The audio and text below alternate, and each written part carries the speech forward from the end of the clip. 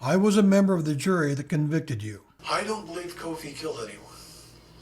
I believe he was an unwilling participant. And if you knew my kid, now he gets that just from seeing Modibo in his presence. If you knew Modibo, you know the same thing. As I told those people, I said, this is a kid who hit a dog on the street. And he sat with the dog because he didn't know which house the dog should go to on North Emerson Avenue, 3600 block. That's how detailed I remember him coming home, totally distressed. He had been driving maybe a year or so. And he came into me and he was so sad, he was just a mess. And he actually said, he said he knocked on some doors, people didn't answer. I tried to figure out where the dog lived and I couldn't, so I just sat with him until he died. Never once did I believe that my child had committed the murders. Yes, he was there. And yes, maybe there should be some time of accountability for his having been in the wrong place at the right time. But there was no doubt in my mind that he hadn't caused anybody any harm.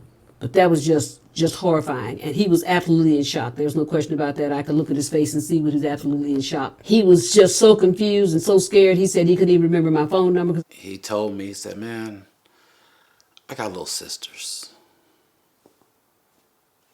I ain't kill nobody. I sure ain't kill nobody's little girl. So, yeah, it was traumatic, man. It was bad.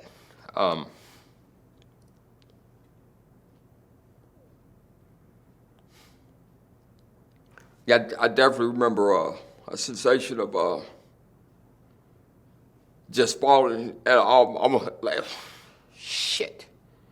It was like a hole, but like with no bottom, right? I don't know another way to describe it. So, pretty much from that, like there was a part of me that was still there, sort of, but almost,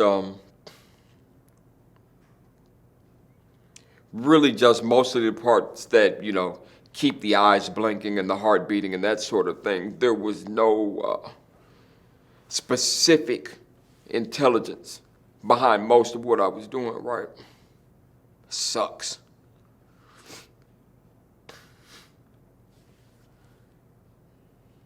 And one of the worst things, a little bit outside of the subject, I didn't climb out of that hole until like 1999.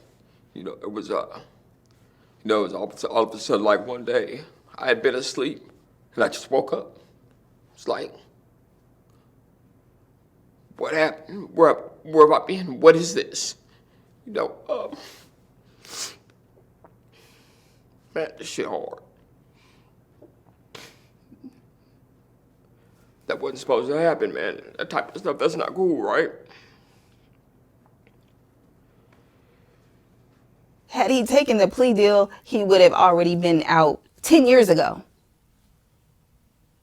So I say I killed people and you give me a better deal than if I say I didn't kill people and then you still didn't prove that I killed people, but I'm still here in jail. I don't feel like you go to prison for the rest of your life when you didn't kill anybody. And he didn't kill anybody. I really do not want to leave the planet with my child in a penitentiary. The forensic expert, his name was Cecil. I think he was about the second or third witness in the trial, had found a footprint in the basement where the girl was murdered. The size on the shoe print matched Adams, not Kofi. That was a key issue for me. I truly believe Raymond Adams did all three killings. I don't believe Kofi killed anyone. Kofi has served 30 years in jail.